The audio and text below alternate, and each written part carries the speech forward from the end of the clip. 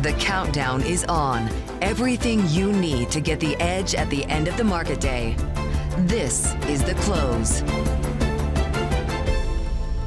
The market awaits, but will Nvidia deliver? Live from Studio 2 here at Bloomberg headquarters in New York, I'm Romaine Boston. And I'm Scarlett Fu. We're kicking off to the closing bell here in the U.S. The market might be waiting, but the investors are pushing this S&P to a new record high. Record high already. All right, let's take a look at where things stand right now. The S&P 500 gaining 0.3% right now. Nvidia itself is little changed before it reports results after the close. Of course, this is a stock that has gained about 90% since its April low, more than doubling the return of the S&P 500 and leading the Mag 7 names. We are continuing to see a steepening in the yield curve. Shorter dated treasuries are outperforming longer dated treasuries. At one point, the 30-year yield approached 4.96%, a one-month high, but has since pulled back. Romaine? Expectations, of course, Scarlett, are high for Nvidia's earnings, though somewhat cautious as well, particularly since Nvidia has grown revenue and earnings 10x over barely 3 years and quadrupled its market cap to more than $4 trillion in less than 2. The AI frenzy has made Nvidia one of the most phenomenal growth stories in stock market history and one of the most phenomenal contributors to stock market gains. Feels like for the past 18 months, absolutely any good news that has driven the market has been 2 letters, AI. But here's the hitch, of course. The AI frenzy has dialed down to, well, more of an AI stir. Investors taking some profits and searching maybe for something with better valuation multiples. The Russell 2000 small caps actually poised to outperform the S&P for a third straight week here, something it hasn't done all year long. Value stocks as a long-only factor, pacing big tech momentum on a year-to-date basis as well. And that means while Nvidia earnings will be a big event, it may be less of a binary buy-sell event, and maybe it elicits more of a rotational response. Ilan Ben-Amu, a derivatives specialist over at JP Morgan, had a note out this morning that I thought put it best, saying that the rotation into value stocks from mega cap tech is now more important to the broad equity market narrative than Fed rate cuts, which of course would grow even more important if Nvidia somehow disappointed later this afternoon. Right, and of course that's a big if, but it is a good point because as much as investors are focused on Nvidia this afternoon, it's not to the exclusion of other factors. And even though Nvidia makes up more than 8% of the S&P 500, it doesn't actually always dictate the overall market's direction. In the past 8 quarters, we've seen a divergence between the orange bars, which measure Nvidia's stock performance the day after its results, and the yellow bars, which measure the S&P 500's move that day.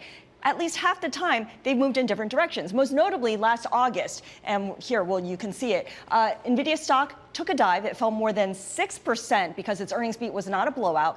And the S&P 500 Romaine closed unchanged. So it can happen where Nvidia doesn't weigh on the market in a big way. Yeah, absolutely. And of course, that will be the parlor game for the next couple of hours here as we kick you off to the close with John Belton, portfolio manager and managing director for growth portfolios at Gabelli Funds. His Gabelli Growth Innovators ETF and Gabelli Growth Funds has Nvidia as its largest position in both. Are you nervous? Well, I mean, I think the chart you just showed, I think Nvidia has flattered down in 3 of the last 4 earnings, T+1. Hasn't really mattered to the stock performance longer term. So I feel any expectations missed today, barring some, big surprise out of left field, which I'm not expecting, will get defended in the coming weeks. So there's been a lot of talk, and obviously we kind of joke here about maybe some of the short-term moves that we might see tomorrow. We know ultimately, particularly for the AI trade, this is a much more of a long-term story. And I'm curious, as an investor, particularly in Nvidia, but also in other tech names, how much further do you see this AI trade going? Well, I think fundamentals right now remain very strong for all these companies, Nvidia included. I think what we saw over the June quarter earnings cycle from all the mega cap tech companies suggests that the AI investment cycle is still actually accelerating, still in early innings. All the 4 largest investors in AI infrastructure, Microsoft, Meta, Amazon, and Google, all revised CapEx outlooks higher for both this year and next year. Simultaneously, you're seeing a service like OpenAI, massive adoption of that, massively accelerating. They're now doing $12 billion of annualized recurring revenue, going to $20 billion by year end. So I still think we are in early innings. That's what Jensen Huang said last time NVIDIA reported 3 months ago. So yeah, I still think there is room for fundamentals to keep running. For this earnings report this afternoon, the big tension is whether Nvidia will be able to sell its chips in China. That's kind of the question that everyone's asking. But then when you look at the results, Nvidia seems to only rely on China for about 14% of its overall revenue, which is not the lion's share. So why is there this outsized attention on its China chip sales? Are investors just looking for something to fret over? I think it has implications for kind of short-term trading. If Nvidia if they include China in the October quarter revenue guide, it could be massively ahead of the street, because I don't think the street's expecting them to include China. Similarly, I think if they were able to generate some China revenues towards the tail end of the July quarter, which they probably were able to, that could represent upside to the July quarter revenue numbers. So I think it's more of a short-term dynamic. Longer term, and in terms of the earlier part of your question, skepticism on will they be able to sell to China. I think the market is now expecting they will be able to participate in China. It's just a matter of timing and which products they'll be able to sell to China. Given the deals that it had to make to be able to sell chips to China to begin with, paying a 15% essentially tax to the U.S. government, is Nvidia now a politically sensitive stock, meaning when there's news coming from the White House on something, that this is a stock that can get caught in the crosshairs?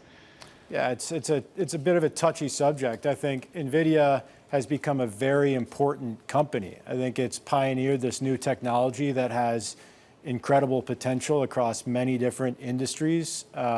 And for that reason, yeah, it does have political significance for the U.S. So I think it's just a very important company. In terms of just the broader tech trade right now, and obviously Nvidia is kind of still sort of the hub for a lot of that. I mean, we should point out we get some other tech earnings tonight that will probably get overshadowed, like Snowflake and CrowdStrike, Pure Storage as well. But I am curious as to where you see the investable opportunities, not just on a straight AI play, but more importantly, just in the broader tech ecosystem.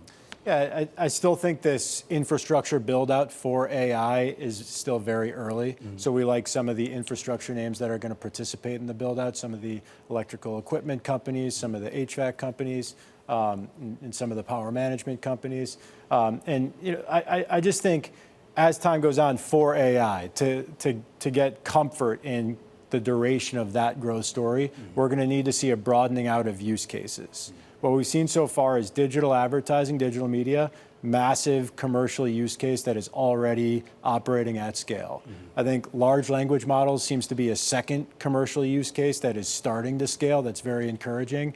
Down the road, I think we're going to have things like corporate productivity initiatives, agentic software. So there's some interesting ideas to your question within that space. And then longer term, things like defense, things like robotics and autonomous driving, and maybe some applications in healthcare as well. You didn't mention anything directly related to the consumer. I know there's been some talk about maybe whether it's glasses that Meta might be working on or other sort of consumer-facing devices. Do you see anything there? I think there are. It seems early to say what the form factor for consumer AI is going to be. I think consumer companies are using AI in a variety of ways already. So digital media would be one, but what Amazon's doing with robotics in its fulfillment center network, I think they've disclosed they now have over 1 million robots operational in their fulfillment network. That's driving big margin expansion for them. So I think consumer companies, every company can participate in AI or can use AI to their advantage. Even if they're not selling some consumer device. All right, John, always great to have you. Great insights, as always, from John Belton, Portfolio Manager and Managing Director for Growth Portfolios at Gabelli Funds. As we continue our coverage here today, the drumbeat to those Nvidia earnings. And we're going to talk about what is going to power the next phase of the AI revolution. And, well, some of that's going to be real estate. We're going to talk investment trends in the data center space with David Steinbach over at Hines.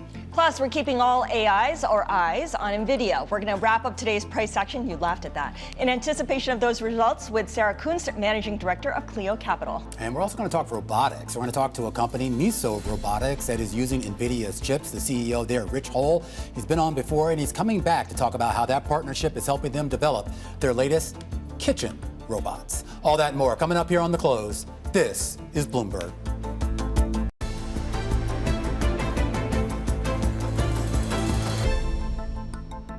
Concerns are rising that President Trump's escalating pressure on the Federal Reserve may increase risk to longer-term interest rates. Our next guest says, though, there is opportunity to be had in fixed income, even if we end up stuck in this higher for longer limbo, or at least not cutting rates as much as people hope for. Let's bring in David Forgash. He is Managing Director and Portfolio Manager over at Pimco. Great to see you. Hey, thanks for having me. So I want to take a step back a bit first and get your take on what's been a fairly muted reaction to what's happening at and with the Fed, whether it's in equities, treasuries, or in your area, credit. Give us your read on what investors appear to be pricing in. Yeah, well, I think generally speaking, you have to look through the amount of noise that's coming into the market. But when we think about investing, it's more for the longer term, and you have to take out a kind of political view that you might have independently, and have more of a view just on the credits that we're investing in, the markets itself, so that you don't get a biased view one way or the other. So if you look through it in that way, I think that's what the market is tending to do as well, and that's why it's held up so well. Okay, so within your space, high yield, we see credit spreads for high yield extremely narrow. Yeah. Where do you see the opportunity then? So they are narrow. They're about their narrowest level in about 20 years. But if you think about it, we've had a very solid return in the high yield market. It's about 6% so far this year, just in this part of it.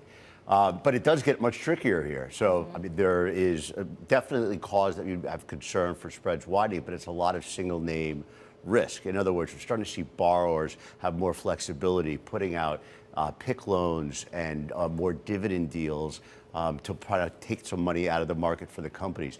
These are the types of things that raise some red flags with us. It makes us realize that, we always take a lot of concern on the credits we're investing in, the companies we're investing in, but you really have to dig in deep to the covenants and to the credits themselves to make sure that you miss those potential. All that due diligence. All that due diligence. What's been the balance between sort of refinancing in this market versus new issuance? So it's been about 75% has been for refinancing. It's about 80% in the leveraged loan market, but 75%. I mean, companies were, last year, there was only about 77% of the bonds were called that could have been called. Mm-hmm. It's usually about 20%. This year, we're seeing much more of that happen because CFOs are thinking, well, I think the market's going to remain somewhat stable, but you don't know. Rates have started to come down. I don't want to wait much longer, so let's refinance at a period now where there is some stability. There's been a lot of talk that maybe we'll start to see more new issuance, along with, of course, more M&A activity, more deal-making activity. We did see a pickup, and there was a story even on the terminal today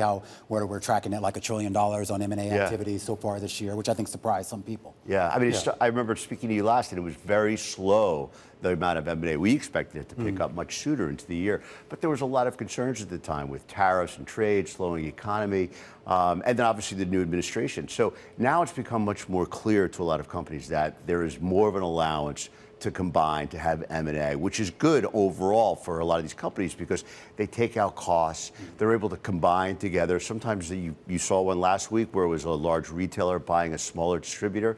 They're able to immediately lift to the margins that they have and bring higher earnings onto the balance sheet. So these are very positive aspects that are coming, and there's certain sectors that are benefiting more than others. Such as? Well, so you've already seen it happen, some of that in retail, but you're seeing some of it also in, say, broadcasting. Broadcasting's been a broadcasting. Broadcasting. You're speaking my language. Familiar with that at all? So you think about the rules that have been set up in the past with 39% coverage. Those rules, they haven't been broken yet, but there's a lot more easement of it. So if you start to see that, TV stations can be swapped. That's another area that can benefit from it. So it's really sector by sector. What about the impact of tariffs and how that is perhaps generating some activity in deal making and therefore creating opportunities? Yeah, so there's positives and negatives. So we are seeing some of that, and we expect to continue. You could even see some of that in autos, but there are other areas, like other industries, that are really suffering. So if I think of one in particular, it would be chemicals. So the chemical companies, there's a slowdown already in GDP, so that's hurting them a bit. There's also been a flood of chemicals into the market from producers in China. So that's been a difficult environment.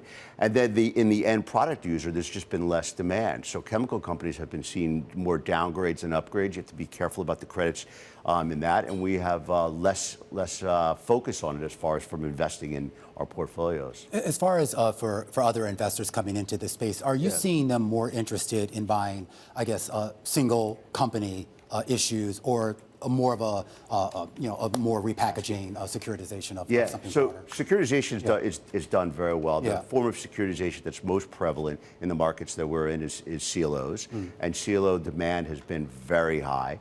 There's been a ton of new issuance of it. CLOs are a product that brings in loans as far as the assets underneath it, and that has been a big demand in the market. And then you have the borrowers that have come in. Some of these will be M&A type borrowers that come in and feed that demand through issuance.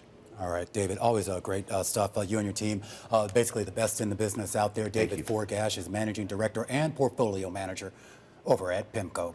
Stick with us. We are going to turn back to earnings and, of course, back to Nvidia. Those results set to drop in just about an hour's time. We're going to talk to one of the only bear amongst the analysts on Wall Street when we come back. This is The Close on Bloomberg.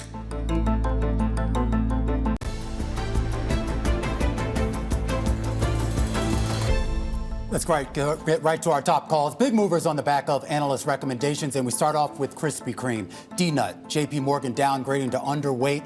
No price target, with the analyst saying the company is in, quote, survivor mode with execution risk plaguing the company's turnaround plans. The brief meme stock there had spiked about 20% over the past 2 weeks, giving back 4% today.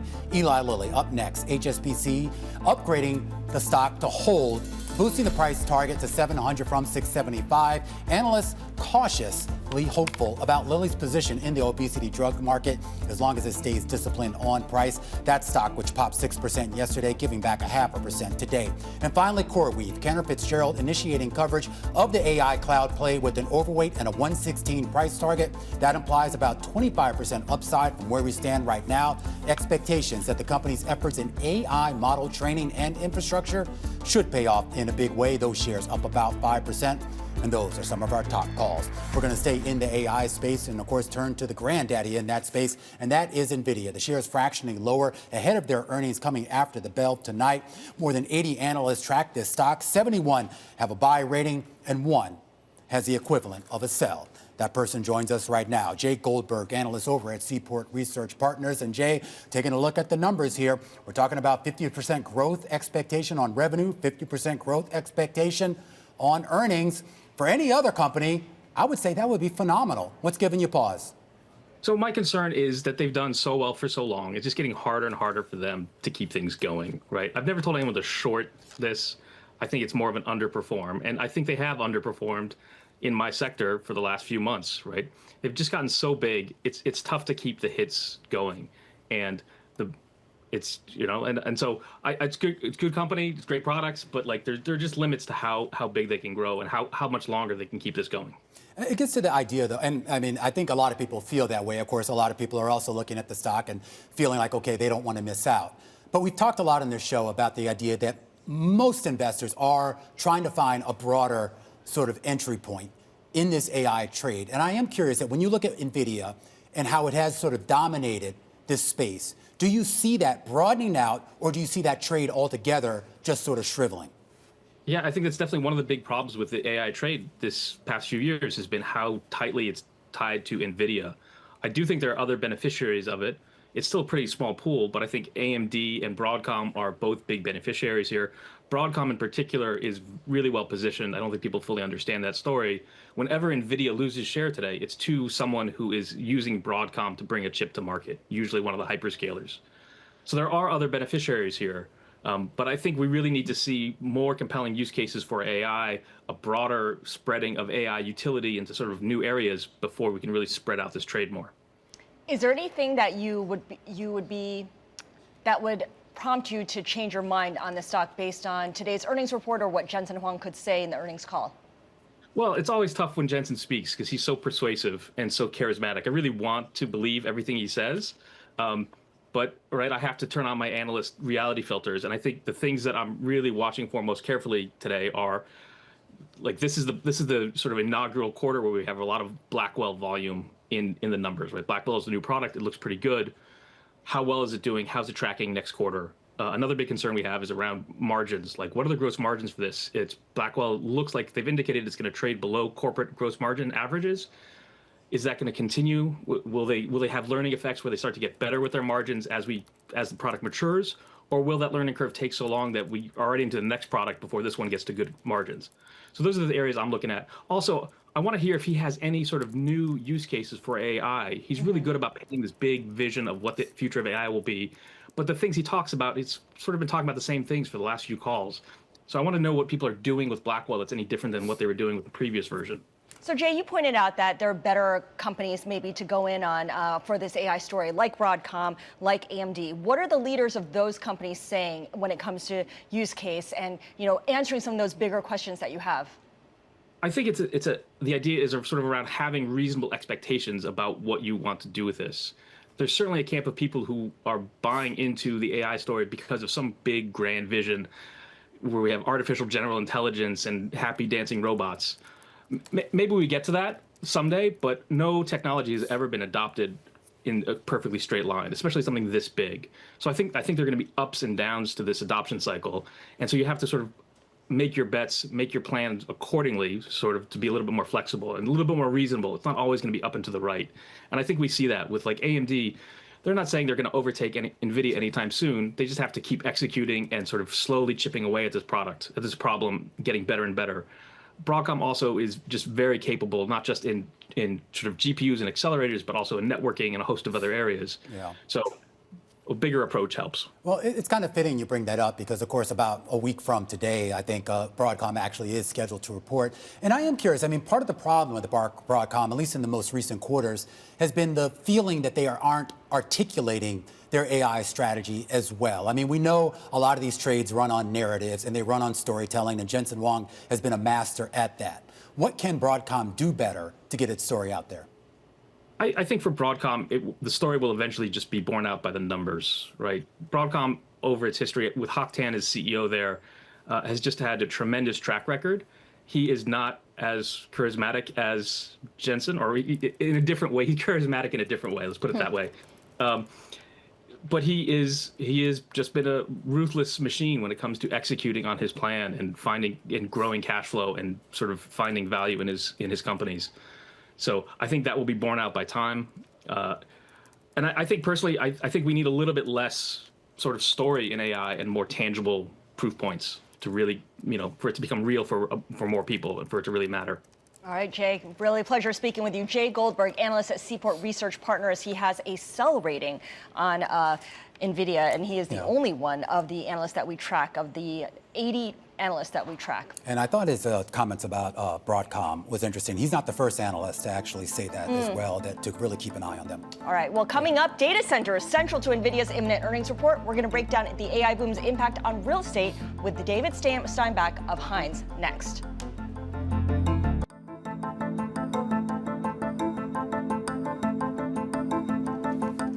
3:30 p.m. in a beautiful New York City. This is the countdown to the close. I'm Romaine Boston. And I'm Scarlett Fu, and we're, about 50 minutes away from the big earnings report this afternoon? Yeah, I'm surprised we don't have a countdown clock. We should. I mean, I'm told this is probably the most consequential earnings report since, well, the last Nvidia's earnings report. Well, yeah, that's right. And of course, it's all going to be data centers because that's the biggest part of its business, right? And if you take a look at the growth rate of its business, it's remarkable. Nothing short of remarkable, really. 14% at the start of 2023, ramping up to 280% by the third quarter to 427% at the start of 2024. And of course, since then, it's been a big drop off. But it can be deceiving because even though we've plateaued, we're still at 57% growth. That's remarkable. Yeah, remarkable. But of course, you go back prior to whatever the ChatGPT or whatever, and what was that growth rate? Probably single percentage? Maybe high double digits, low double digits, maybe. Right.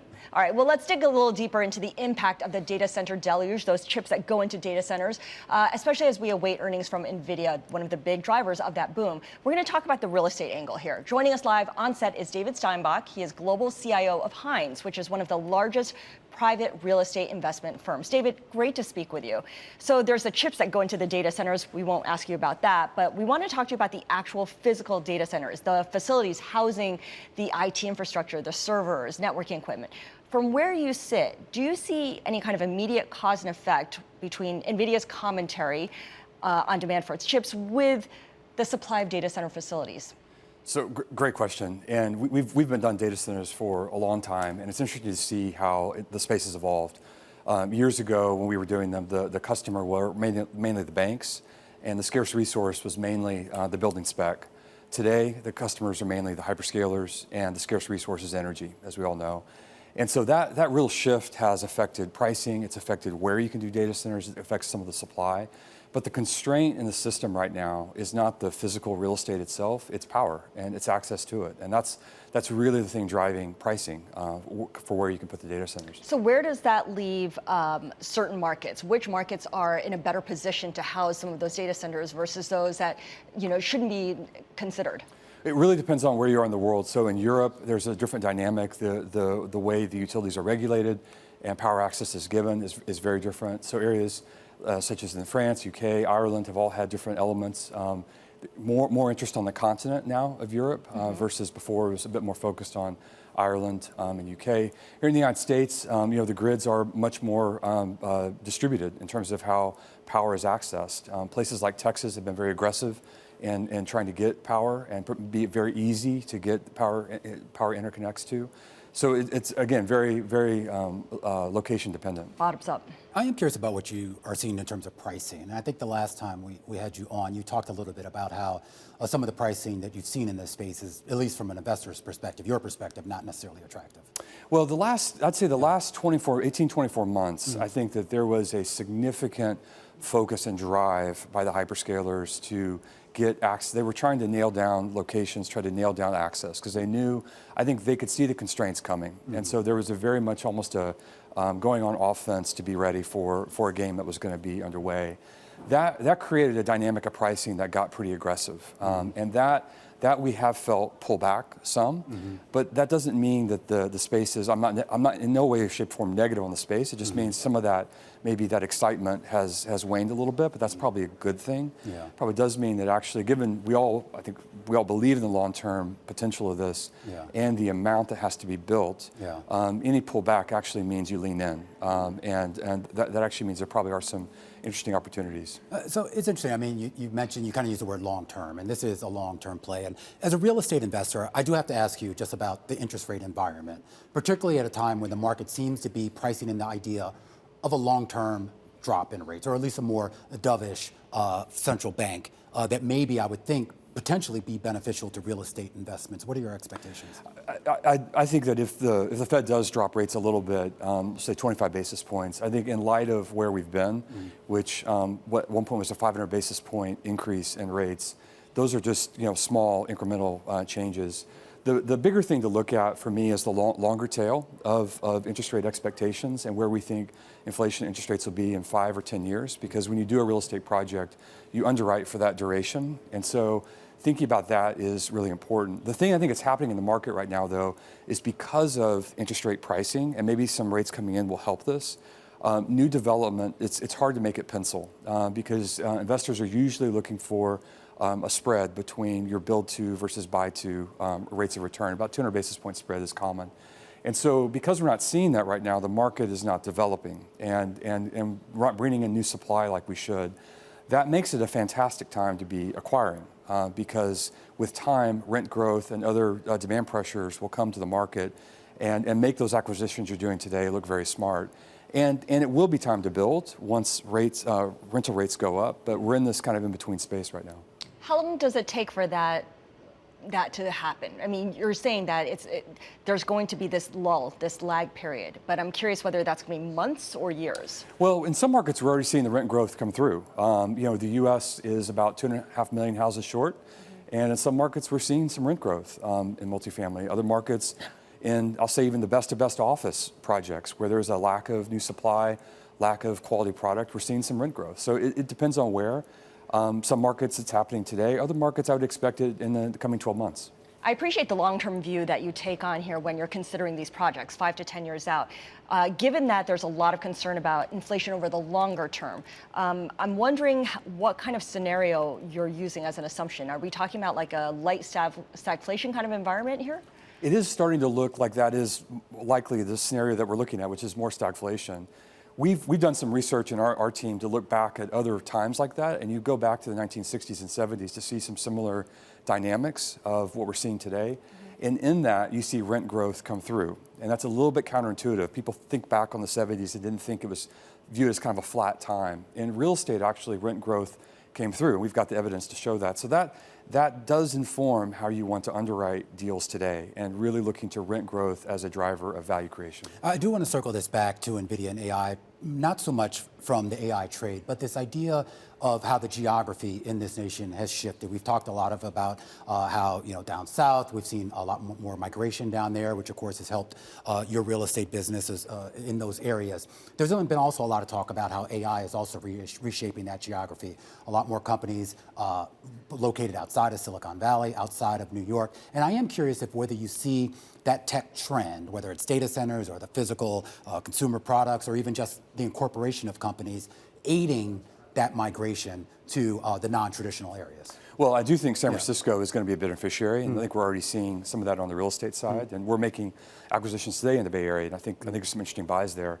But I do think when you look at the economy broadly and think about the drivers the next 5 to 10 years, I mean, data, AI, energy, space, I mean, there's a handful of things that feel like they're going to have a disproportionate impact, and chasing those quarters of demand, wherever they might be, with Space Coast in Florida, things happening in Texas. I mean, there are some real new quarters of demand that are coming up. And I think it's important for investors to stay ahead of that and be thinking about what's going to drive the next economy. Yeah, and we didn't get a chance to talk about it on the show, but that SpaceX launch the other day, a big milestone there. David has his finger on the pulse of all of that as global CIO over at Hines. Stick with us. Our coverage continues here on the big program with a look at NVIDIA and a look at maybe a would-be Chinese competitor. It's our stock of the hour. Yeah, and it's coming up next right here on The Close on Bloomberg.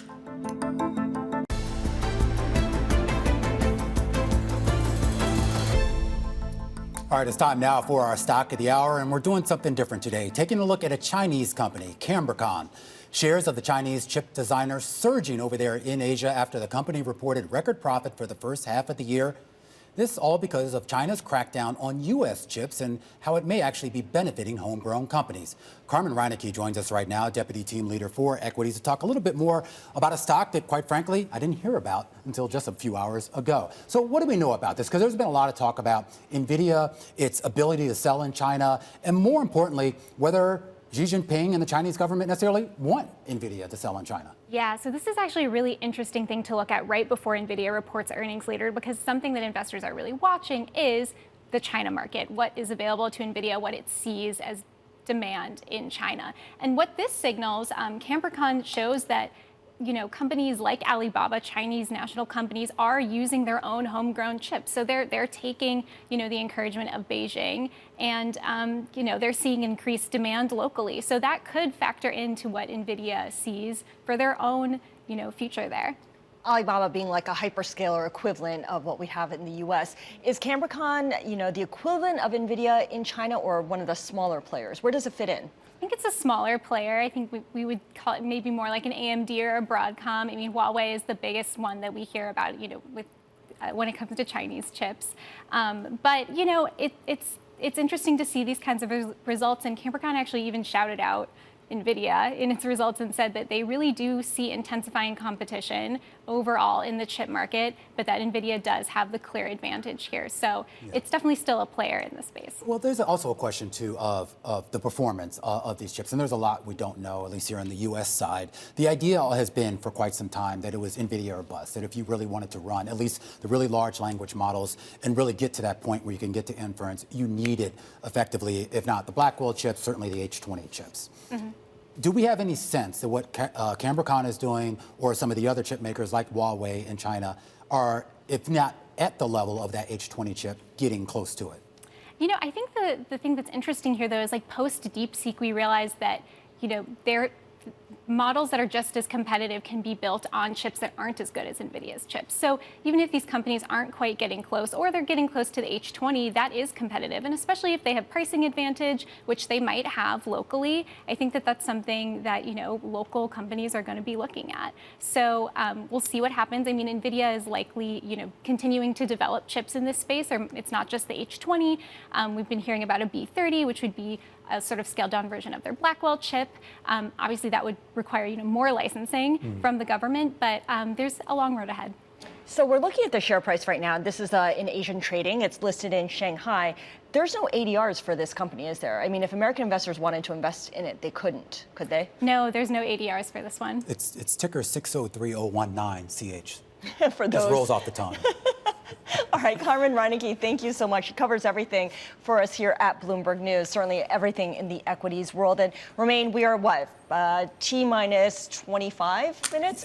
Yeah. 25 minutes from the results? Yeah, we're expecting them somewhere in that 4 p.m. hour. And it gets to this idea, though, too. I mean, Nvidia has been the only game in town, both for investors and for customers. And the idea is that we've been looking for a broadening of this trade. We talked about Broadcom earlier on the U.S. side. Maybe Cambricon or Huawei becomes that on the Chinese Asian side. Yeah, absolutely. Yeah. And Jensen Huang, whatever he says, people are going to read into it and kind of read about the larger economy, the broader industry overall, whether it's applicable or not. That's just been the tendency here. Yeah, absolutely. All right, coming up, we're going to take you to the closing bell with Sarah Kunst, Managing Director of Cleo Capital, as we count you down to the closing bell and NVIDIA's results. This is The Close on Bloomberg.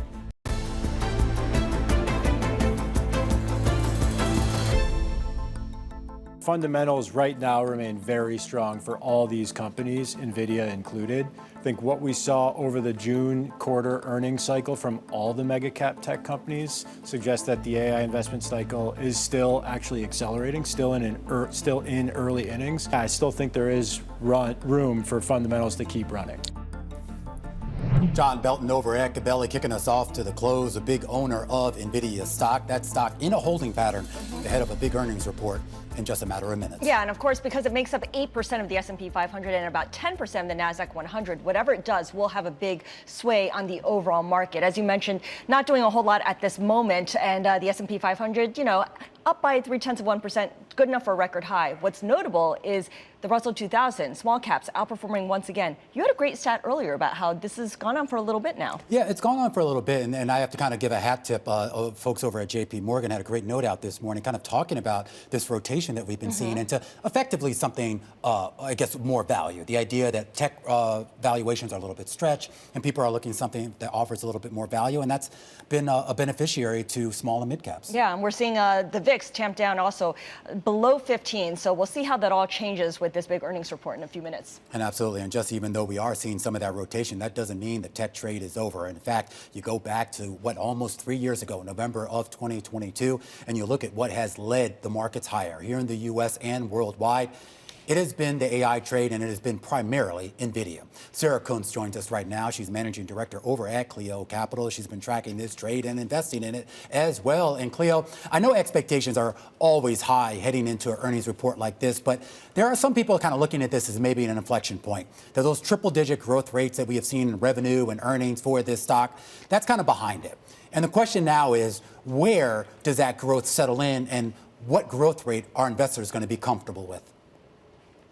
I think that this is one of those things where Nvidia has been going up so long that even a decent beat, even decent growth can feel like deacceleration. And I think it's going to be tough for them to do something that really impresses the market. When you look at where the estimate is sitting for this quarter, it is really, really high compared to the previous quarters. So even if they hit it, even if they beat it a little bit, I wouldn't be shocked to see a bit of a sell-off or kind of a muted reaction. And we should point out that when we take a look at options activity, it's kind of interesting to see how narrow the swings that investors actually expect for this stock, which has been, of course, in the past, one of the more volatile stocks, mostly in a good way. And it raises the question, Sarah, as to whether you search for other names in this AI big cap tech trade, or do you stick with Nvidia one way or the other? I certainly don't think that that we're in a position where there's any reason to not have Nvidia in your portfolio. It's a real company with solid fundamentals in revenue, solid leadership. That being said, I don't know how overexposed people want to be right now. I think that there are other names in the AI trade. One of my favorites is Taiwan Semiconductor. I think that that's a name that does something similar in terms of it is very hard to replace in the ecosystem, but it's slightly more well priced and a little bit less loved.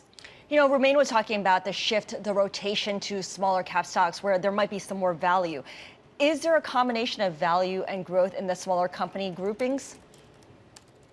I mean, everything's a smaller company compared to Nvidia, but yeah, I think that there are some names there that have gotten a little bit overlooked because so much of the last kind of couple years have been dominated by the Mag 7 trades. And we forget that there are very good companies in the market that are not trillion-dollar companies, that might not even be double-digit billion-dollar companies. And so I do think that you're going to see people look more there. In tech, that can be a little bit trickier. Tech companies over the last 5-7 years have either been really big or relatively meme stock-esque.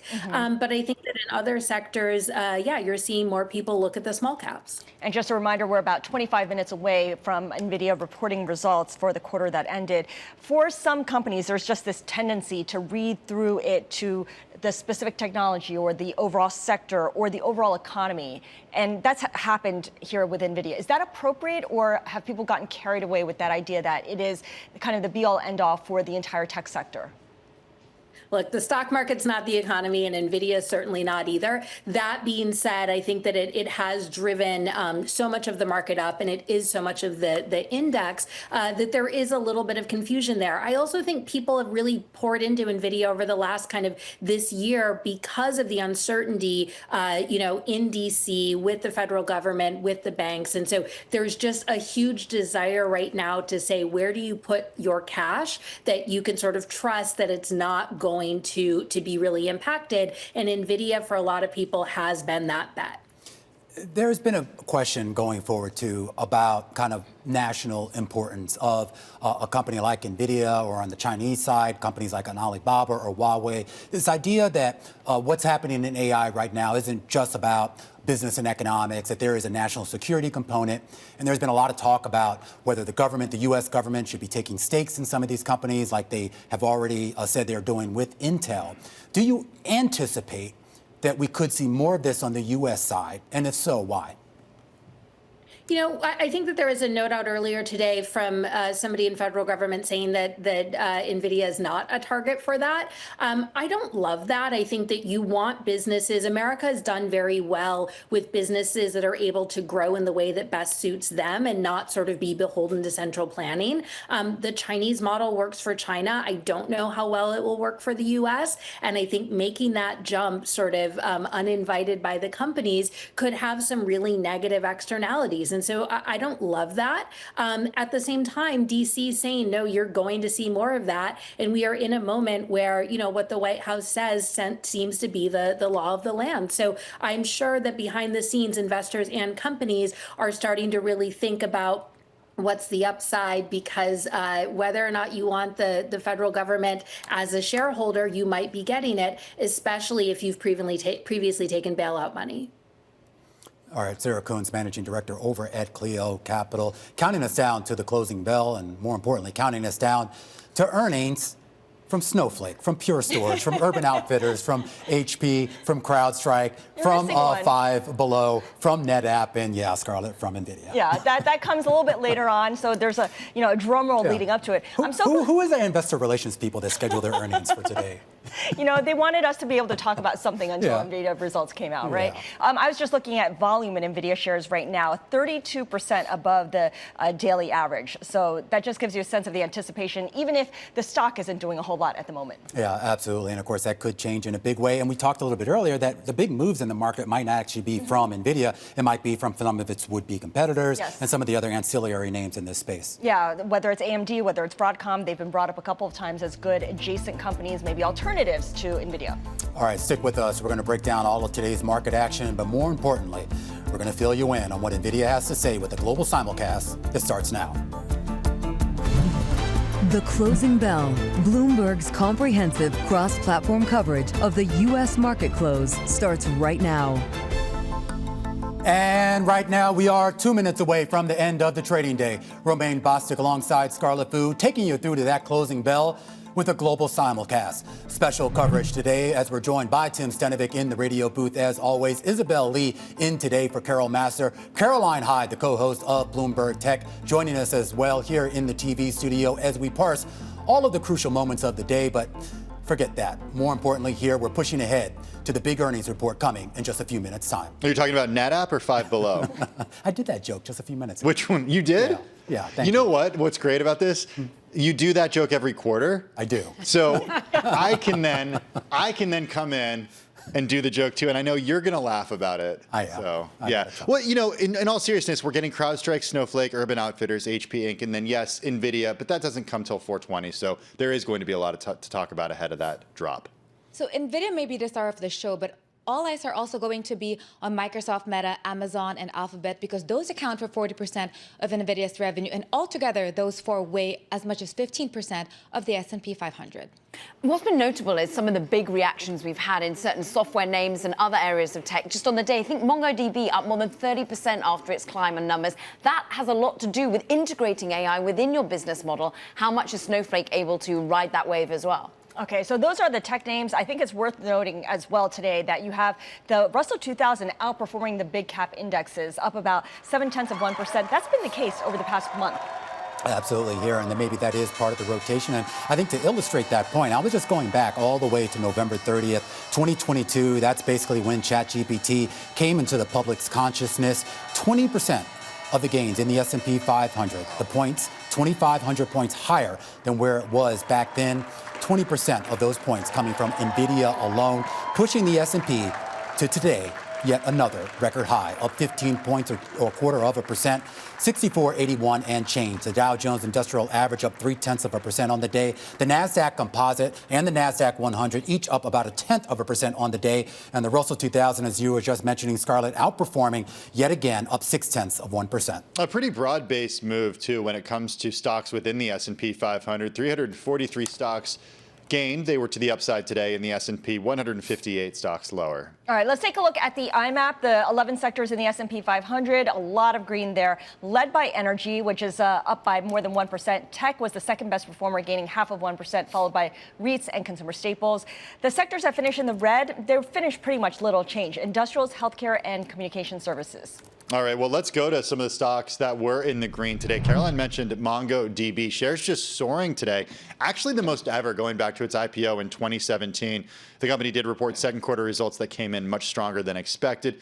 To the upside, Romaine, of 38%. I think we got some earnings coming through. Yeah, let's just walk through these really quickly here. Five Below, the retailer out with earnings. It beat on the bottom line. EPS in the quarter, 77 cents. The street was looking for 55. Comp sales up 12.4%. The street was looking for 9.1%. In your guidance here for the full year, the company says that it sees net income in a range of 253 to 275. And on the sales basis, it's looking at net sales of 4.44 billion to 4.52. The numbers don't matter here. Basically, a beat and a raise for Five Below. All right, let's take a look at NetApp, one of the other highly anticipated tech companies, hardware companies in this case, and its results. First quarter net revenue meeting estimates of $1.56 billion, and it still sees full year net revenue at $6.63 billion to $6.88 billion. So it sounds like it is holding, it's maintaining its full year forecast here. The stock, at least in the initial reaction, is down about 4.5% in after hours trading. And Caroline, I'm not sure that this is a company that gives us much of a read into some of the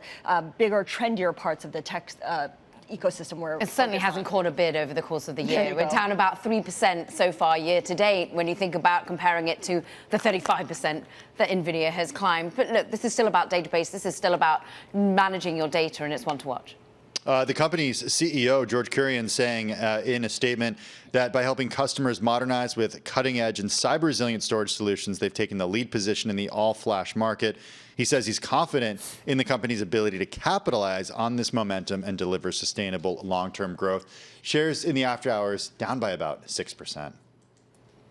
All right, well, let's take a look at some of the other gainers on the radar as we do expect other companies to report earnings in just a few minutes. A reminder to everybody, we're expecting CrowdStrike, Snowflake, Urban Outfitters, HP Inc., and then, of course, the big one, Nvidia. Another gainer higher today, Kohl's. Shares just surging after the company offered a more optimistic full-year sales outlook. It expects comp sales to fall no more than 5% this year. Shares to the upside today of 24%.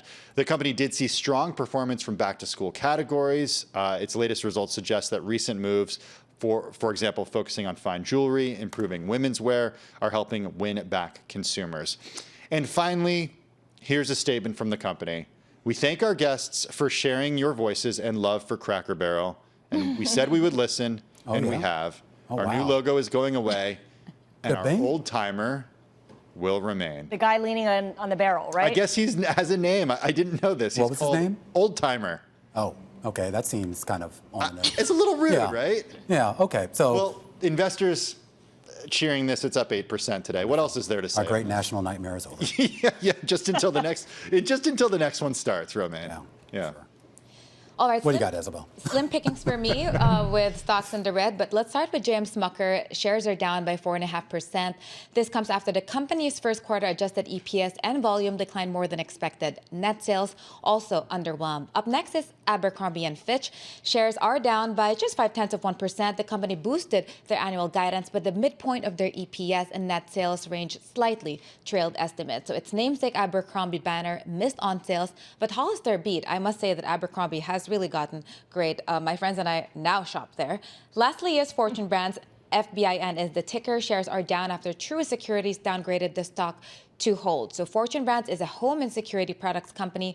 Truist said that fundamentals have seen more pressure than we expected, partially due to dramatic declines.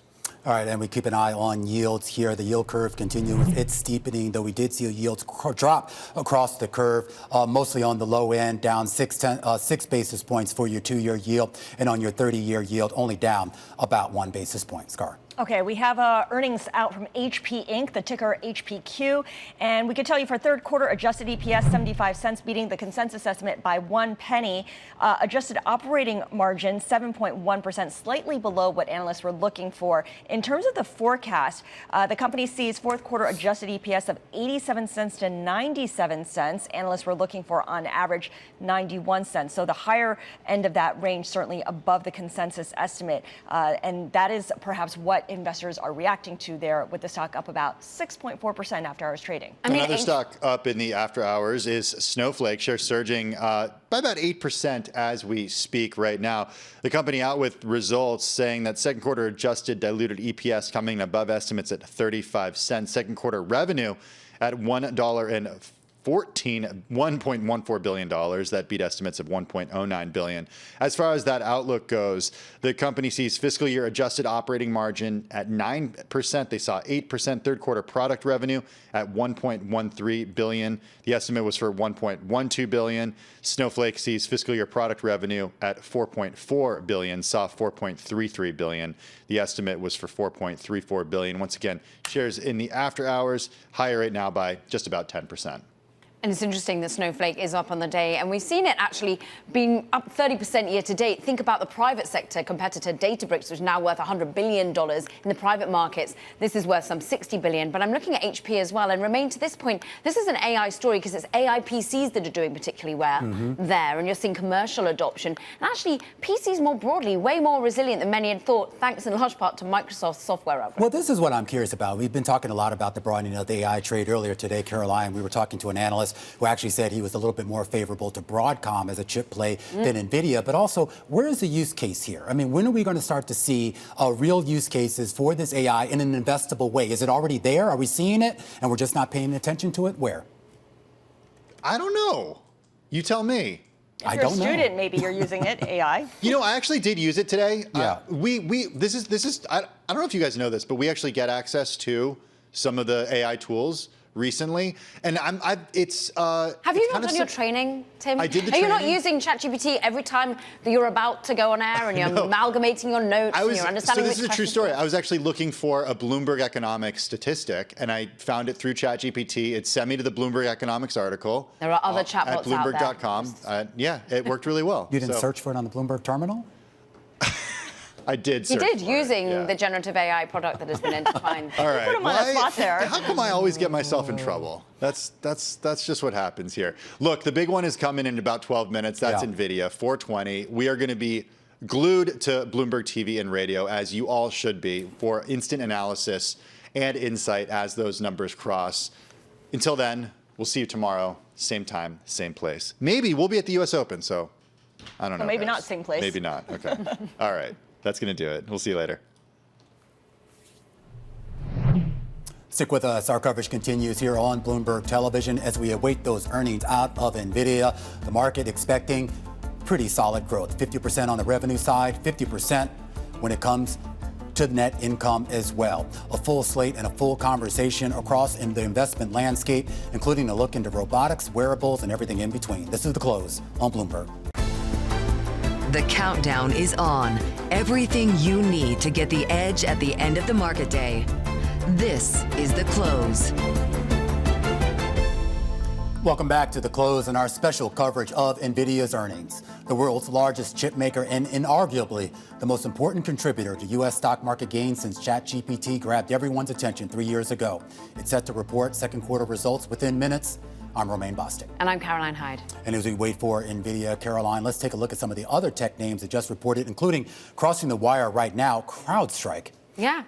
The cybersecurity company, basically actually beating on a couple of key metrics, but the guidance may be giving some folks pause here. The company saying that it sees revenue for the current quarter in a range of about 1.21 to 1.22 billion. The street, on average, was looking for about 1.23 billion. So a bit of a miss here on the guidance, and maybe that could be the story here. But you see, we've gotten results out of Pure Storage, Snowflake, and HP Inc., all those shares moving higher in the after-hours trade. Yeah, people liking the resilience, in particular when you think of HP and hardware, liking the sales in PCs. Look, we thought maybe it was a pull forward in the tariffs. Maybe we thought that it was because of Windows being upgraded. But more broadly, this is about apparently the AI adoption, commercial use, thinking that there's a productivity gain there. So we do see resilience and a forecast that looks pretty good as well.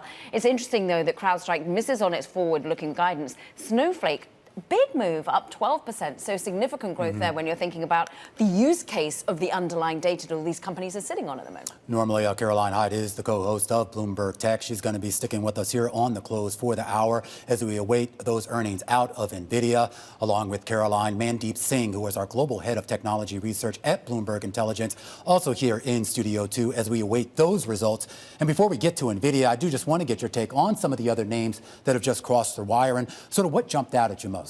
I mean, among the software names we saw with MongoDB last night, any company on the software side that's exposed to AI agents is putting out good numbers. Snowflake, it looks like they have pivoted in terms of integrating large language models and then building AI agents on the platform, and that's why we saw an acceleration in product growth. So those are the names that seem to be doing well this quarter. And it's so important, isn't it, given last week's kind of market jitters, the idea that the MIT report had said 95% of all these tests that we were doing were flopping. But then when you actually see that people are wanting to invest in agentic AI and seemingly build productivity, they're sticking with these companies. It is. And look, I mean, it's going beyond the infrastructure and picks and shovels to production when it comes to AI agents. Nobody knows what the ROI may be, 12 months from now. So it's still early days. But clearly, there are projects that are going to production. And that's why these companies seem to be doing. Just real quickly, Mandeep, what do you actually want to hear out of Jensen? Not out of the earnings statement, but when Jensen Huang actually steps up there for the conference call in about an hour. I mean, to me, it's training versus inferencing. Yeah. Nvidia so far has benefited from training. Every version of their model is like 5x increase in compute required, which is what has translated into their growth. Inferencing, Jensen said they have a 40% share.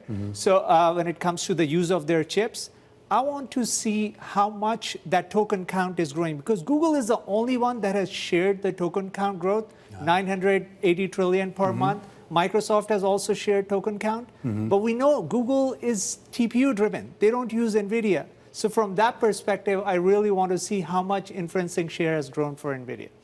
5 minutes to go. Mandeep Singh is going to be watching eagle-eyed to those numbers. Of course, he'll be giving us his intelligence at Bloomberg Intelligence. But let's dive deep into our next perspective now, because apparently, according to our next guest, we are expecting from this report, quote, likely some near-term story remaining intact. Joining us to discuss, Lindsey Bell, Chief Investment Strategist at 248 Ventures.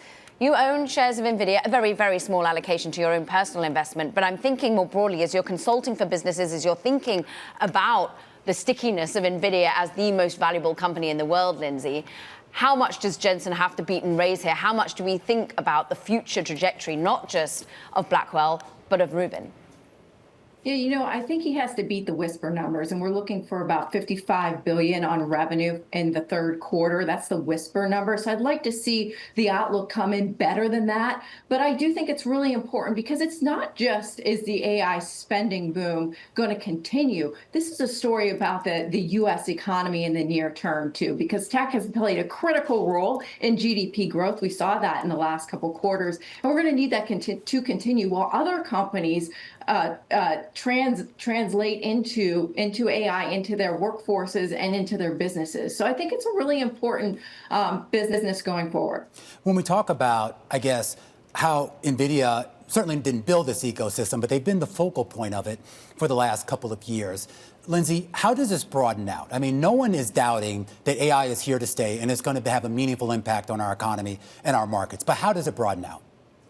You know, I think it has to broaden out across all sectors. If I look at S&P 500 earnings expectations for 2026, we're looking for over 100 basis points of operating margin expansion in 2026 to margins that are in the 17-18% range. These would be new all-time highs. Of course, tech and communication services are going to be huge contributors to that. But analysts, Wall Street, we are expecting to see productivity gains across sectors here. And AI is going to play a very critical role in it. So right now, of course, it's energy and utilities. Software, as you guys were talking about, we're starting to see some of those companies actually use AI to their advantage. So that's a benefit too. I think cloud computing. So we're still in the, we're moving just past the forks and picks, as your analyst just said there. But I think we have a long way to go to really improving the consumer experience. And then you fold in geopolitics.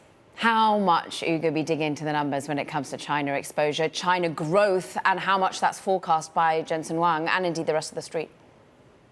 Yeah, I think that, look, the street is giving Jensen a pass on China for this quarter. Next quarter, they're not expecting much. Wall Street in general doesn't have much in terms of China revenue expected in the year ahead. So anything on top of that is going to be gravy. And I think that'll be an important thing because Jensen has been a believer in the Chinese market, $50 billion market. And so I think it will be a positive for investors. But I think really what's going to be more important than China is really just understanding and a reassurance that demand is outstripping supply in this space.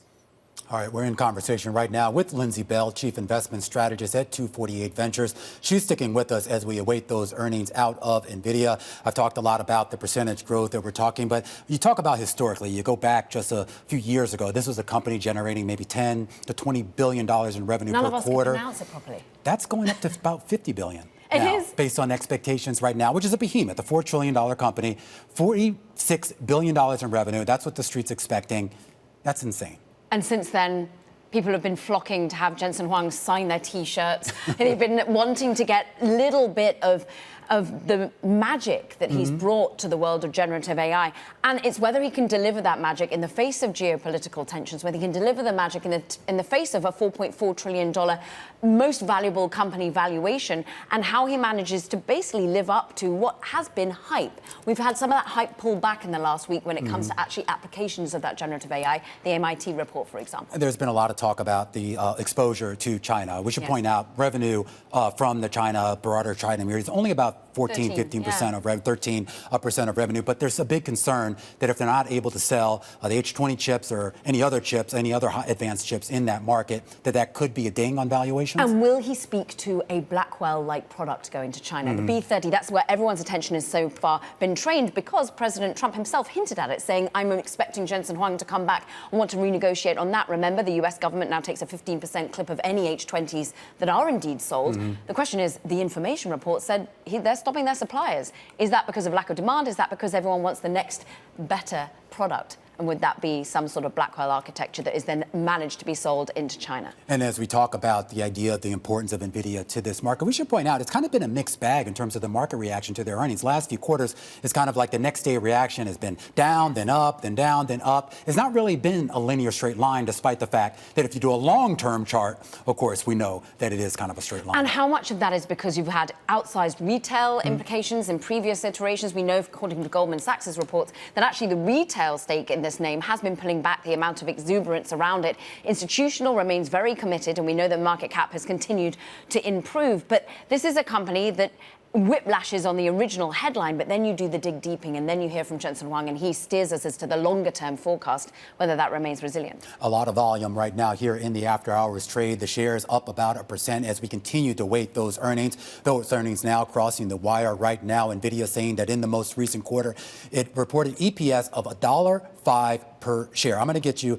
the comparison on that. On the revenue side, $46.74 billion in revenue, a 56% jump, and relatively in line with estimates. Data center revenue, $41.1 billion, up 56%, in line with estimates. Gaming revenue, if you care, 4.3%, up 49%, just slightly above what the street was looking for. Your adjusted gross margins coming in at about 73%, 72.7% to be precise here, and free cash flow in the quarter, $13.45 billion here. And here's your forecast. The company says that for the current quarter, Caroline, it sees revenue of $54 billion plus or minus 2%. The street was looking for $53.46 billion. So if you take that plus or minus 2% here, maybe a slight disappointment. There were no H20 sales to China-based customers in the second quarter, is what we go to in the statement. Nvidia benefited from a $180 million release of previously reserved H20 inventory from approximately $650 million in unrestricted H20 sales to a customer outside of China. So interestingly, that was taking up outside of China, because remember, for most of the quarter, they were unable to ship to the country. They're talking in the statement about Blackwell is the AI platform that the world has been waiting for, delivering on exceptional generation and leap. The production of Blackwell Ultra is where he's talking about that ramp of full speed. How much is that bringing in more broadly? But really, this is an overall, he says, the AI race is on, and Blackwell is a platform at its center. The question is, will they make a Blackwell architecture for China, and what would sales look like there? That is going to be a big part of the question. We should also point out the company is announcing a $60 billion share buyback, but that's not doing a whole lot here to drag the shares out of the red. The knee-jerk reaction to the downside, Matt Bryson, he joins us right now, Managing Director of Equity Research at Wedbush Securities, covering the hardware sector. And I do want to start off with the China numbers here. I guess it's not a total surprise that we didn't see any sales there, but does this give you concern longer term about what their ability to have access to the Chinese market will be? No, I mean, I don't think so, Roman. They weren't allowed to ship to China last quarter, so, and they told us they weren't going to have any revenue to China. I think it really depends more on what they talk about for an outlook, and actually the lower the expected China number is in fiscal Q3, the better off you are, in the sense that the less contribution they're expecting from that geography, so that the better their organic growth looks, if you will. I think more broadly, talk to us on a quarter-by-quarter basis and a year-by-year basis. Look, the market had basically front-run this in many ways. Last week, you had 9 analysts upgrading their expectations. This week alone, on Monday, you had 2 extra increase their price targets. People were anticipating good numbers. Was this beat not enough, more broadly? They're coming in line for their fiscal second quarter and basically in line for the forecast as well. I mean, the market's telling you that expectations had lifted a bit more. I was one of those analysts who upgraded my price target last week. But something to think about here is that Nvidia almost always leaves, or over the last few years, they've left something on the table, and that something has consistently been, $2-3 billion. So when the guide to $54 billion, well, what it seems like they've been telling the street is more like they can do 56, 57 billion. I don't think anyone's going to be disappointed if at the end of Q3 they're coming in at those type of numbers. When we talk about the idea that this is still a company obviously generating a lot of revenue, a lot of cash flow, and incredibly healthy margins, particularly for a company its size, Matt, where is the growth story for this company longer term, given just how outsized that growth had been over the last 3 years, and what is sort of a growth rate that you're comfortable with? Yeah, so I think the growth story is pretty clear. It's right now, we are testing these really large models, and that's where a lot of NVIDIA's revenue is coming from. But going back to that MIT report, only 5% of companies are realizing value. I think the growth comes from both businesses and consumers bringing inference into their workloads, right? So getting real applications out of generative AI, that's what drives revenue. What's interesting is when you go into the statement and they talk about all the wins they've had in the previous quarter, revealing model builders across Europe and the Middle East. They're talking about sovereign AI. They're talking about adoption in European nations, France, Germany, Italy, Spain, the UK. Matt, how much do we need to hear Jensen Huang really articulate sovereign AI versus this dependency of about 40% of their revenues on those few hyperscalers? I think sovereign AI is really important. I think it's really important in 2026, right? Romain was asking me how they get to growth numbers.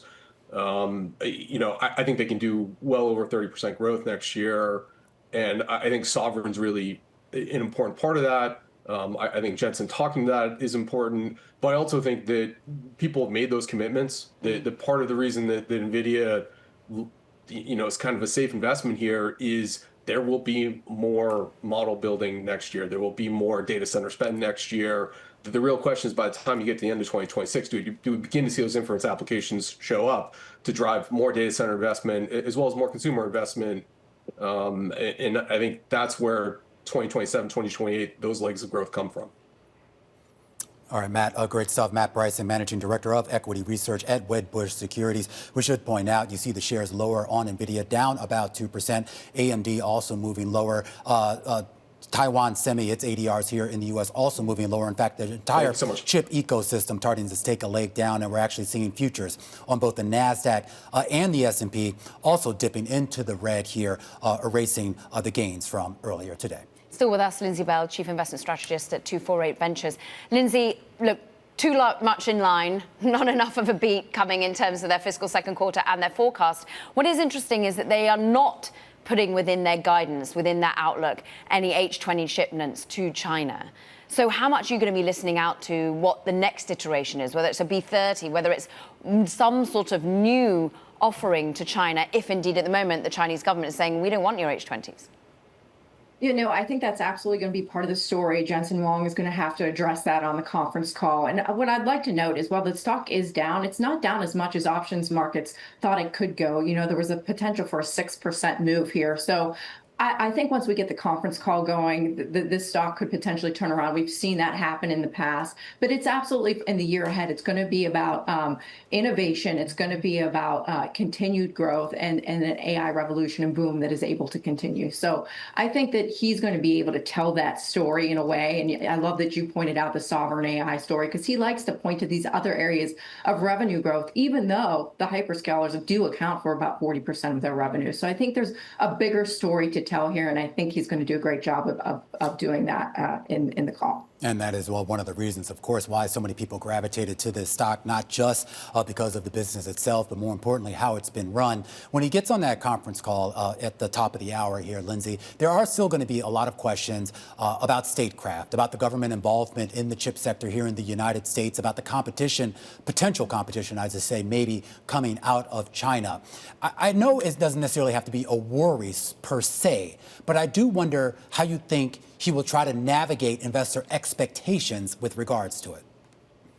Yeah, no, there are definitely going to be questions that come up, because if China is able to come back online, we restart H2 revenue. I think it's going to be, there's 15% that's going back to the U.S. government. So how is that impacting their sales? But also, like you said, he's does such a good job of walking the line. And I think it's just going to be important for investors to know that he's working with the government both here and in China for the best optimal outcome for investors. And so that's really what we're looking for. Lindsey Bell, Chief Investment Strategist at 248 Ventures, as we keep an eye on Nvidia shares. And she made a good point here. The shares were down about 5%, now only down about 1.5%, and you're going to get this volatility. The knee-jerk reaction, Caroline, of course, as we await the conference call, and maybe things start to smooth out there. But quite a few other names in the broader tech space and AI space are moving as well. They are, and you've got to look at what's related to them in the United States, whether it be a Palantir on the downside. As you can see, we've currently got Microsoft only off by about 0.2%. Key SMIC, Supermicrocomputer, is another US name that's off by 1.4%. If you're looking to China, SMIC is we're likely to see in after hours start to underperform maybe.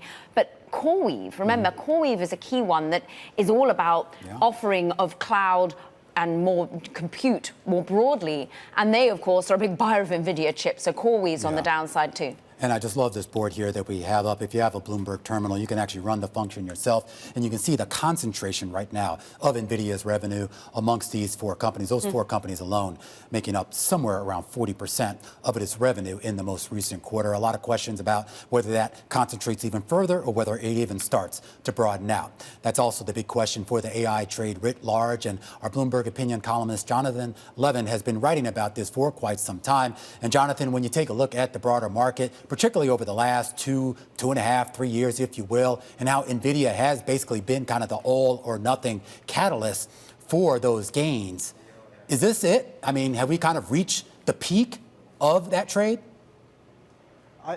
There's a risk here. There's clearly a risk here because if you look at the consumption story, U.S. economy, for instance, if you look at something like inflation-adjusted personal consumption, it has not been great so far year to date here. And so it really has been these AI names putting the market on their back. And, guiding for $54 billion in revenue is not too shabby. It's possible that they can continue to do that. But you see the nervousness here at these levels. The fact that they came out with this number, it was just around expectations, and the knee-jerk reaction is a pullback. Can I just bring up one thing, though, on that? Because, I mean, part of the concern, I mean, you mentioned the $54 billion, and like I said, in any other environment, that would be nothing to sneeze at. But we're talking about a company that is the world's most valuable, $4 trillion market cap. $50 billion in revenue doesn't even rank it in the top 10 in terms of the largest publicly traded companies out there. Similar story on the profitability side. It's a profit juggernaut, but again, it doesn't even rank in the top 5, yet it's been ascribed this valuation that says maybe it is a top 5 or top 1. Why? It's all about the growth story. I mean, the story that we can tell here, the fairy tale, if you will, it remains somewhat infinite. But when we get reports like this, it sort of chips around the edges of that fairy tale. This idea that the sky is truly the limit, and all it takes, in some sense, is for the market to come to the realization that this management team, this company, are basically bound by earthly profits and so forth, and it can change a lot. If you call a 70% margin earthly profits, and if you call actually a nice little $60 billion additional buyback as well, and that still doesn't move us. Jonathan Levin of Bloomberg Opinion, you're going to be sticking with us. We'll come back to you in a minute. But look, let's turn our attention to the ways in which NVIDIA's technology is actually being used. It's AI-powered robotics. Miso's mission, we're going to talk to, is about modernizing restaurant kitchens around the country by automating the most dangerous, least desirable tasks. If you go to a White Castle or a Jack in the Box, one of the flippy fry station robots may have helped with your order, Romaine.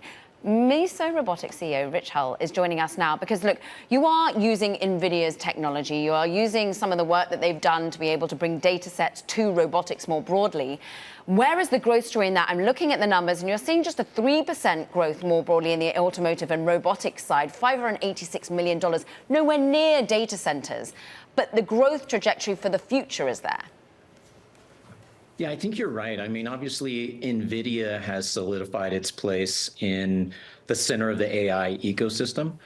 Now I think it's about what do you do with that AI to really innovate and drive additional revenues. And I think robotics is at the tip of the spear of that.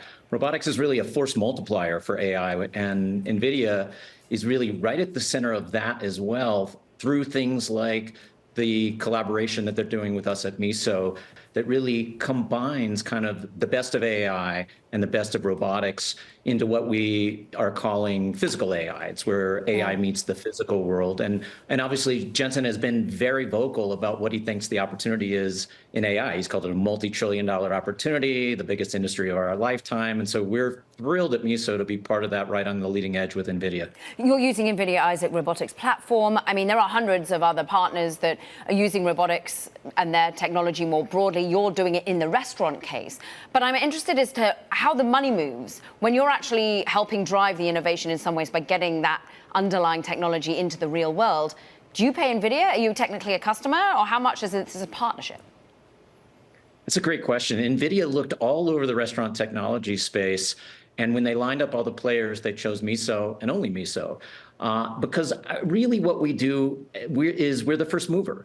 And so we're modernizing the commercial kitchen in a way that has just never existed before. Commercial kitchens have operated the same way for 50 years. The front of the house innovated probably 20 years ago with the onset of OpenTable and online reservations. And the former president of OpenTable sits on our board, so he talks about that moment a lot. But today, the innovation is happening in restaurants. And so NVIDIA has partnered with us, and they share a lot of their leading edge technology with us and only us, and we go back and forth and we help each other innovate. So you pay them? We don't have to pay for that, which is really great. Huh. So when we talk, Richard, about this idea of kind of where it goes next and this applied AI and the idea that it's already here, as we kind of see already with your product and some competing products here, what does that expansion look like? Because there is also an issue not so much of whether it's useful or functional, but also about the cost effectiveness of it. And I am curious as to where that price point is right now for whether it's retailers, restaurants, whatever, and whether they could even afford this at a mass scale, at least in the here and now. Yeah, you know, that word applied AI is a really great term for it. You know, I think the foundational model race in AI is pretty much over. We know who those winners are going to be. And now it's about how do you take those foundational models and apply them to a specific industry. So for us, when we think about restaurants, there's a misconception out there in the marketplace that restaurants need millions of dollars to modernize their kitchen, and just that's not true. Flippy Fry Station, which is kind of our signature robot that a lot of people already know, costs a few $1,000s a month. And so one of the things that we do is we spend a lot of time working on ROI analysis for our restaurant partners so that they know the return that they're getting on that few $1,000s a month. And in most cases, they're paying for those few $1,000s a month in simply the labor savings alone, and then driving additional net new profits off of that around speed of service and reduction of food waste. And you're never going to get rid of humans in restaurants, nor would you want to. But you want to deploy those humans to a place where they're bringing far more value than just a repetitive, dangerous task like the fry station. Well, one reason I asked that, we talk to a lot of CEOs of companies that are utilizing things like this, not necessarily your product. And the big concern they've had is that some of the upfront costs may be manageable, but there are longer term costs and the return on those costs that at least they don't feel is commensurate with maybe what they would have gotten had they just used, you know, human labor or whatever mix of labor and technology that they had before. So how do you sort of sell that to them on a long-term basis that the ROI goes up or the cost goes down and that ROI goes up long-term? That too is a great question. And look, the reality of it is the challenge that restaurants are trying to solve is labor shortages and labor costs and labor quality, but especially labor shortages. There was a lot of publicity during the pandemic about restaurants having a hard time hiring staff for the back of the house. Everybody thought that that was temporary. Turned out to just accelerate something that was already happening, and it's permanent.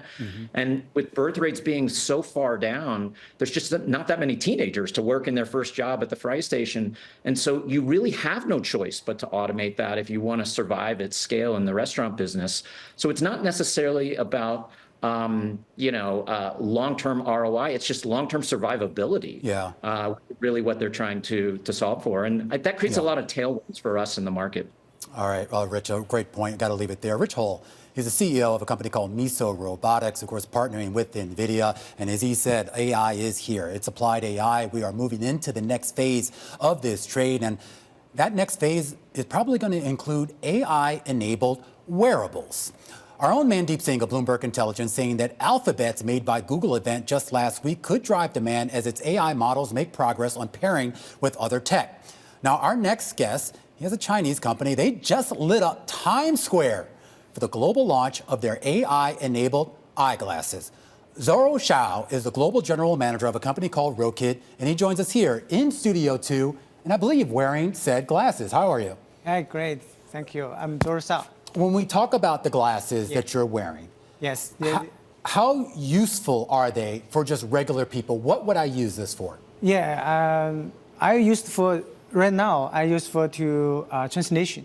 Actually, I can see the English translation Chinese to my in my eye, and also I can use the teleprompter like use this one. Yes. Also, I can see the teleprompter in my eyes. This has been when we talk about the use case for regular people to use AI. Translation, being able to recognize people and names and things like that. Yes. How reliable is that technology right now, particularly within the Rokid ecosystem? I can see 3 million users. The first one. 3 million? Regular users. The first one, I think the content creator. Yeah, they can use glasses to take video, take photo. They work more efficiency. The second, just like me, the global businessman or global traveler, they can use the translation or other functions. And there another somebody, I think the disabilities, their hearing or seeing can view, they can use our glasses to improve their life quality. Yeah. You're actually only crowdfunding at the moment. What, 600,000, I think, has been raised. Yeah. Just how are you going to compare and compete with Alphabet, which ultimately has unlimited money to be able to put to work for this, as does Meta? Meta's flying off the shelves. Yes, you don't see anything in the glasses thus yet, but you're hearing about Alphabet bringing out the latest and greatest in the next year. Apple, of course, maybe analyzing this. You're a Chinese company trying to access a US retail user right now, because are they going to want your product?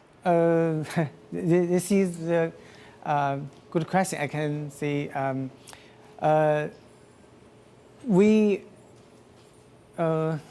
can see that like Meta or Alphabet or Google is a very giant company. We are a startup company. We have 3 unique strengths of us. The first one, I think our OS, our developed OS is more open. Our system is more open. We can let our users to choose select your AI model. Yeah, if you use Meta, you can only use the Meta AI model. If you use the Google, your Google Glass, But you think US people will want to use a Chinese model? No. We are open the ecosystem. People the user in US can choose ChatGPT, Gemini, and also any user. You can choose anyone you like. Yeah. Well, we understand that you've got 15,000 developers, 5,000 corporate developers in China, but you're bringing in 1,000 overseas developers onto the network. Zoro, it's been great speaking with you. Thank you. Lighting up Times Square today, Zoro Shao, of course, Global General Manager at Rokid. Let's take a look at some key movers, though. We're talking about the application of NVIDIA's underlying technology here, Romain. Yeah. The question for the last week has been whether or not it's being applied usefully in the corporate world, and the MIT study put everyone a bit on edge about that. Right. Now we think about some of the competitors and the underlying providers to an NVIDIA. We're currently down because basically they met expectations when you think about their numbers. They met expectations, but this is what I've been curious about, and you cover this a lot on Bloomberg Tech. The idea that we're moving from the picks and shovel phase to the actual use cases, right? So is this just gonna be sort of an enterprise function where companies internally find ways to boost their productivity? Is it gonna be something like glasses where I can go overseas and, I don't speak Mandarin, can I go to China now and just walk around and I don't need a translator? I can just wear glasses. Is that the future?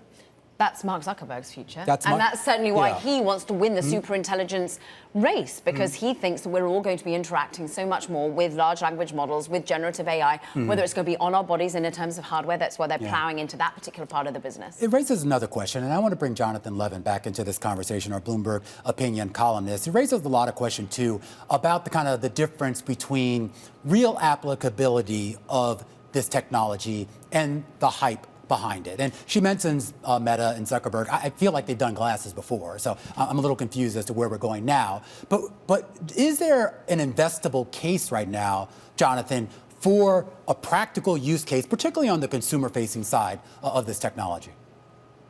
Yeah, that's the big question.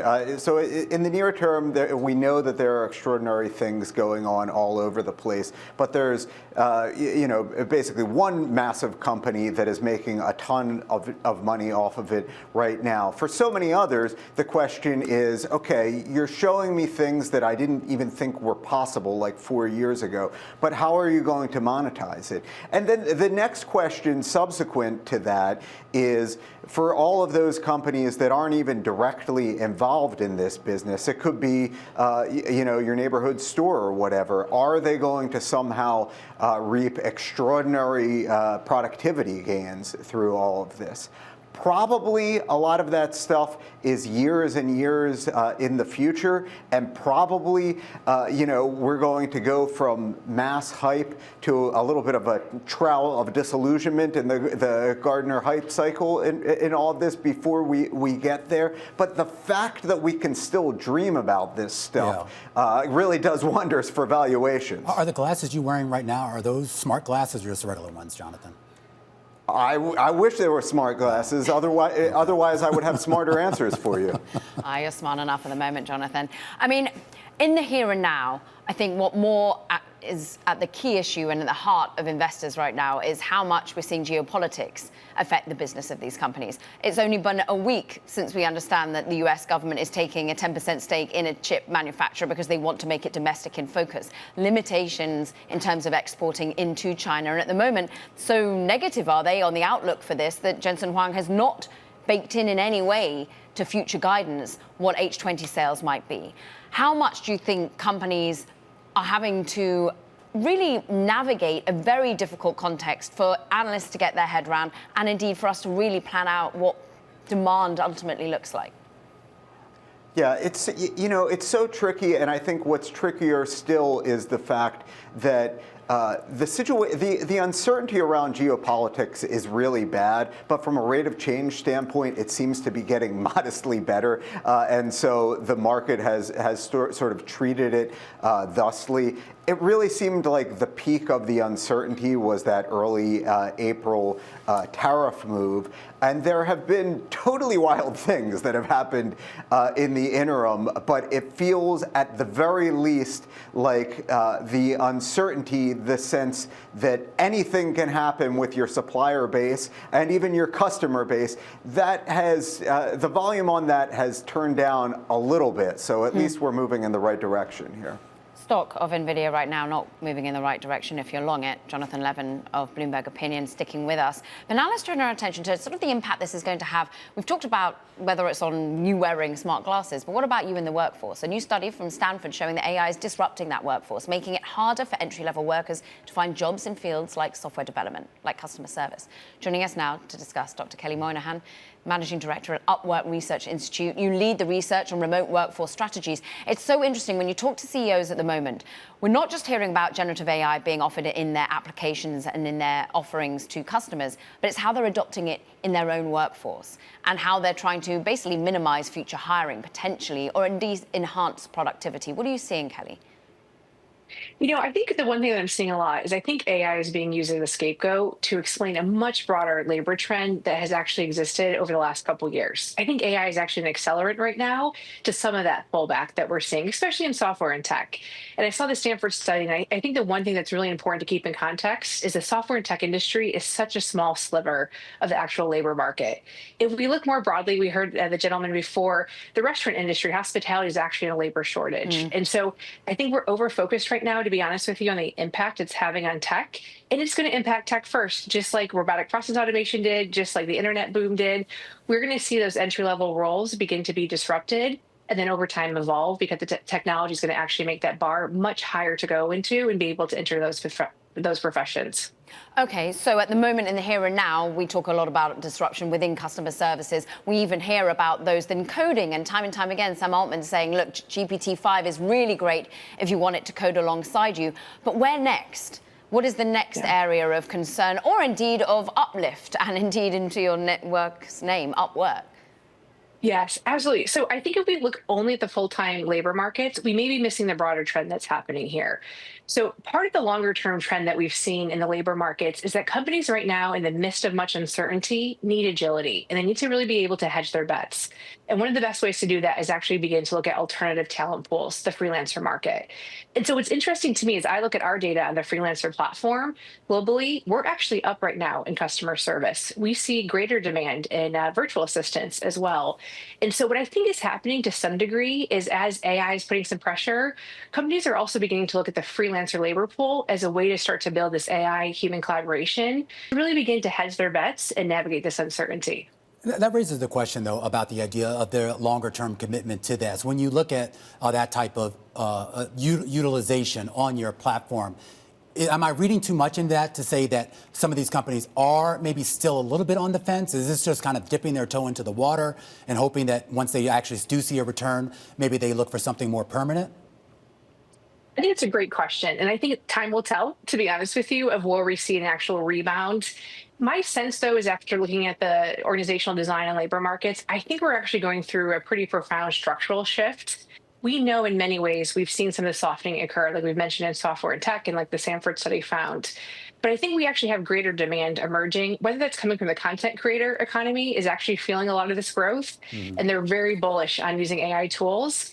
And I would just like to say, too, as we think about our market, we serve a lot of the small, medium-sized businesses, and we actually see them pretty bullish going into Q4. Their number one concern right now, we do a lot of survey work to understand this, is talent acquisition and talent retention. And so I think it really depends. It's so contextual right now, and I think we have to be careful to overgeneralize the impact AI is actually having. What's the expertise of the folks coming to the platform right now? And I ask that, I know AI itself isn't new, but certainly in the public conscious, it's relatively new. And I would think, and correct me if I'm wrong, that there would be a somewhat finite supply of highly skilled, highly experienced people in this space. Yeah.